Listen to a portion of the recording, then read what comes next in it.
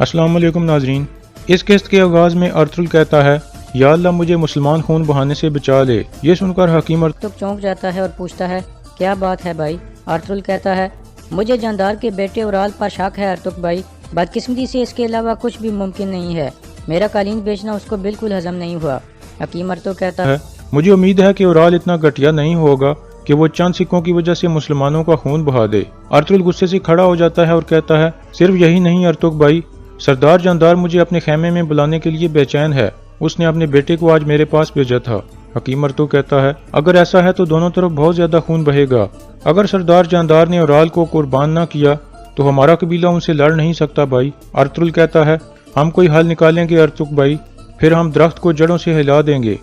अगर जानदार ने इंसाफ ना किया तो हम दरख्त को जड़ों से उखाड़ देंगे। दूसरी तरफ हनली बाजार में बामसी त्रिस्तन के नौकर को लगातार शराब पिला रहा था ताकि त्रिस्तन के बारे में मालूमात हासिल कर सके। फिर बामसी उसे पूछता है, तुमने जो घोड़ा खरीदा था, तुम और तुम्हारा उस्ताद कहाँ जाने वाले थे? वो आदमी कुंस्तांतिनिया में एक जगह के बारे में बताता है और बामसी अच्छी तरह से वो जगह समझ लेता है। उस जगह से त्रिस्तन गुलाम खरीद के लाता था। इतने में सिमन एक बूढ़े आदमी को लेकर अंदर दाखिल होता है, जिसे बामसी गौर से देखता है। अंदर पहुंचकर वो बूढ़ा आदमी सिमन को कहता है, क्या वो नीचे हैं बाप्तिस याया? सिमन कहता है, वो आपका इंतजार कर रहे हैं जनाब। इसके बाद सिमन एक तरफ से तहखाने का दरवाजा खोलता है और कहता है, आ जाएं जनाब। फिर वो दोनों नीचे तहखाने में पहुंच जाते हैं। सिमन उस बूढ़े का तारुफ कराते हुए कहता है, उस्ताद निकोला दर्तानिया। इसके बाद सिमन और उसके सारे आदमी उस बूढ़े के आगे घुटनों के बल बैठ जाते हैं। फिर सिमन कहता है, आपके वफादार मुहाफ़िज़ों की रिहाइशगाह पर आपको खुश आमदीद है। निकोला कहता है, बाप्तिस याह्या, जैसे तुमने अंदाजा लगाया है, मैं यहाँ अर्तुल की वजह से आया हूँ। फिर वो एक किताब निकाल कर सिमन को देता है और कहता है, अर्तुल के बारे में तुम जो कुछ भी जानना चाहते हो वो इस किताब में लिखा हुआ है। ये उस्ताद पेत्रोचो ने लिखी थी। फिर निकोला कहता है, जंग शुरू हो चुकी है बाप्तिस याह्या, मैं चाहता हूँ कि तुम जल्द से जल्द अर्तुल को मार दो। इतने में ताजिर पेत्रुस भी आ जाता है और निकोला का हाथ चूमता है। फिर वो सिमन को बताता है, जिसने बातूहान का खंजर लेकर हमारे आदमियों को मारा है वो उराल का रिश्तेदार है, उसका नाम आलियार है। दूसरी तरफ अर्तुल कहता है, हर चीज सरदार जानदार के खेमे से शुरू होती है और सिमन के मेहमान खाने में खत्म हो जाती है। इसलिए मैंने उनकी दावत को कबूल किया है ताकि हम इस धुंध से रास्ता निकाल कर आगे बढ़ सकें। दूसरी तरफ सिमन आलियार के बारे में सुनकर सख्त गुस्से में था और कहता है, हमने जो खेल बनाया था वो बिगड़ चुका है। फिलिप कहता है, अब हम क्या करेंगे जनाब सिमन? सिमन कहता है, हम अर्तुल को उसके सिपाहियों के कातिल देंगे, चाहे उसके लिए कुछ भी करना पड़े। दोनों मुसलमान कबीलों को लाजमी आपस में लड़ना होगा और इस मकसद के लिए हम उराल की लालची सोच को इस्तेमाल करेंगे। दूसरी तरफ जानदार नमाज अदा करने के बाद अल्लाह से दुआ मांगता है, या अल्लाह मेरे गुनाह माफ़ फरमा। शायद ये मेरे गुनाहों की ही सजा है जो हमें मिल रही है। मुझे उराल के अंदर के शैतान को मारने में मेरी मदद फरमा। इसके बाद वो अपनी तलवार उठाकर बाहर निकल जाता है। दूसरी तरफ असलहान अर्तुल के बारे में सोचकर मुस्कुराने लगती है। वो उससे काफ़ी ज़्यादा मुतासर हो चुकी थी। दूसरी तरफ चोलपन उराल से कहती है, अब हालात हमारे कंट्रोल से बाहर हो चुके हैं। यही वक्त है कि हम अपने कबीले और बाजार के मामलात को अपने हाथ में ले लें। सिमन और तुम्हारा वालिद ज़्यादा देर तक तुम्हारा साथ नहीं देंगे। उराल कहता है, मेरे रास्ते में जो भी आया मैं उसे कुचल दूंगा। चोलपन कहती है, और तुम्हारा बाबा, क्या तुम उन्हें भी कुचल दोगे? उराल कहता है, क्या तुम्हें कोई शक है मेरी चोलपन? चोलपन कहती है, बिल्कुल भी नहीं। दूसरी तरफ जानदार अपने एक सिपाही के साथ बातूहान के खेमे में दाखिल होता है। बातूहान गहरी नींद सो रहा था। जानदार उसकी गर्दन पर तलवार रखकर कहता है, खड़े हो जाओ, हमें तुम्हारे साथ एक काम है। बातूहान उठकर बैठ जाता है। अगले दिन काई कबीले में सुबह के वक्त धुंधार अपने सिपाहियों और हाथाचूरियन को लेकर वापस पहुंच जाता है। हाथाचूरियन रोते हुए अर्तुल को कहता है, मैं आपकी तरफ देख भी नहीं सकता साहब, मैं सोना तलाश नहीं कर सका। अर्तुल कहता है, ये सोना नहीं है जिसके लिए हम हजारों सालों से इस दुनिया में रह रहे हैं। हम अल्लाह के रास्ते पर चलते हैं और हमारी मंजिल वाज़े है। हाथाचूरियन कहता है, मुझे एक मौका और दें साहब, हो सकता है इस दफ़ा मैं सोना तलाश कर लूँ। अर्तुल कहता है, काफ़ी हो गया हाथाचूरियन, अब जाके आराम करो। अगर आप मेरा कर्ज उतारना चाहते हो तो जाओ और मेरे कबीले में एक पुरसकून जिंदगी गुजारो। फिर अर्तुल धुंधार को कहता है, हम जानदार साहब के कबीले में मेहमान बनकर जा रहे हैं, यह कबीला अब तुम्हारे हवाले है। दूसरी तरफ सरदार जानदार बातूहान को लेकर एक जगह पहुंच जाता है। वहां कुछ अजनबी लोग मौजूद थे। जानदार बातूहान से पूछता है, क्या यही हैं जिन्होंने काई कबीले के सिपाहियों को कत्ल किया था और कालीनों को जला डाला था? बातूहान कहता है, जी हाँ सरदार। इसके बाद जानदार अपने सिपाहियों को हमला करने का इशारा करता है और वहां मौजूद तमाम आदमियों को मरवा देता है।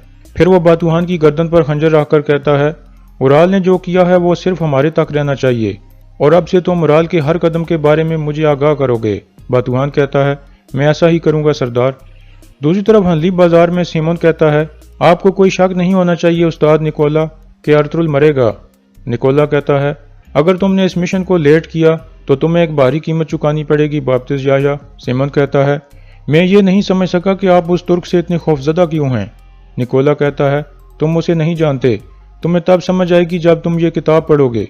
सीमोन कहता है, अगर मैंने उसे मार दिया तो मैं कभी ये नहीं जान सकूंगा कि वही सुल्तान का जासूस है, मुझे थोड़ा वक्त चाहिए। निकोला कहता है, तुम्हारे पास ईस्टर तक का वक्त है, अगर तब तक अर्तुल ना मरा तो काउंसिल तुम्हारी जगह किसी और को भेज देगी। सीमोन कहता है, जैसे आपकी ख्वाहिश उस्ताद निकोला।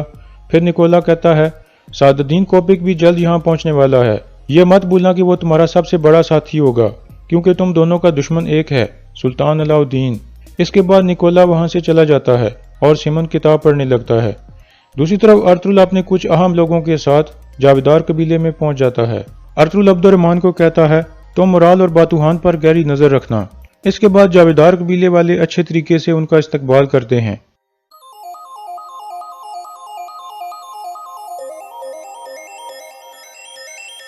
फिर अर्तुल जानदार के पास पहुंचकर उससे गले मिलता है। जानदार कहता है, मेरे कबीले में खुश आमदीद अर्तुल साहब, आपने यहाँ आकर हमें इज्जत बख्शी है। फिर अर्तुल अपनी वालिदा और हलीमा सुल्तान और हकीम अर्तुग का तारुफ कराता है। इसके बाद जानदार भी आलियार, असलहान और उराल की बीवी का तारुफ कराता है। इस दौरान उराल वहां मौजूद नहीं था। फिर जानदार उन्हें लेकर अंदर चला जाता है। उराल कबीले के बाहर एक जगह बातूहान का इंतजार कर रहा था। इतने में बातूहान वहां पहुंचकर उसे बताता है, अर्तुल और उसके घर वाले आ गए हैं। उराल कहता है, और बूढ़े के बारे में क्या खबर है। बातूहान कहता है, जैसे आपने कहा था उन्होंने उन आदमियों को मरवा दिया है जिन्होंने काय कबीले के काफिले पर हमला किया था, और जानदार साहब आपके हर कदम के बारे में मुझसे जानना चाहते हैं। उराल मुस्कुराते हुए कहता है, तो उनको हर कदम के बारे में बताते रहना। फिर वो दोनों कबीले की तरफ चले जाते हैं। जानदार के खेमे में खाना शुरू हो जाता है। जानदार कहता है, इन डाकुओं ने तिजारत को बहुत मुश्किल बना दिया है। मैं आपको यकीन दिलाता हूँ कि मैं आपकी हर मुमकिन मदद करूंगा जब आप उन डाकुओं के पीछे जाओगे अर्तुल साहब। फिर अलियार कहता है, हमें आपके शहीदों का बहुत अफसोस है अर्तुल साहब, इन जमीनों पर हमें अमन और सुकून नसीब नहीं हुआ। अर्तुल कहता है, इन जमीनों पर अमन और सुकून कायम करना हमारी जिम्मेदारी है। इतने में उराल वहां पहुंचता है और सलाम करता है। जानदार उसे बैठने को कहता है। वो अर्तुल के सामने बैठ जाता है और अर्तुल उसे गौर से देखता है। फिर उराल कहता है, खुश आमदीद। अर्तुल कहता है, शुक्रिया। फिर जानदार कहता है, अर्तुल साहब ने कहा है कि इस इलाके में अमन और सुकून कायम करना हमारी जिम्मेदारी है।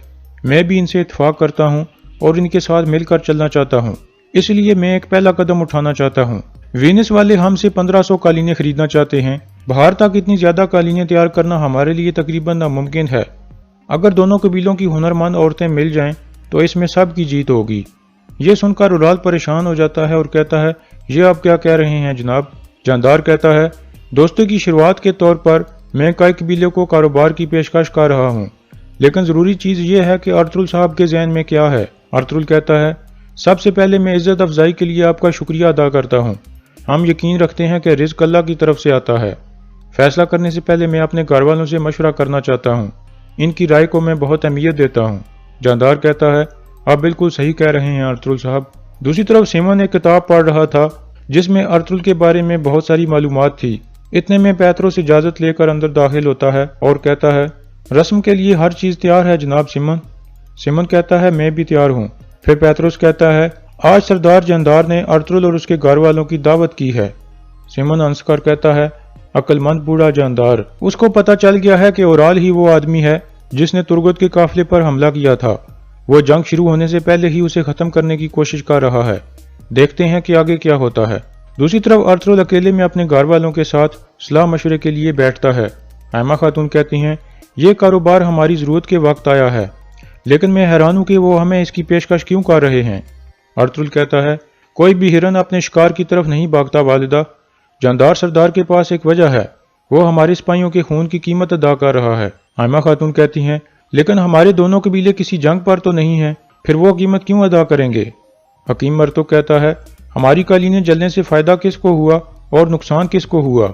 अर्तुल कहता है, مجھے شک ہے کہ اورال نے ہمارے سپاہیوں کو قتل کیا ہے اور قالینیں جلائی ہیں والدہ۔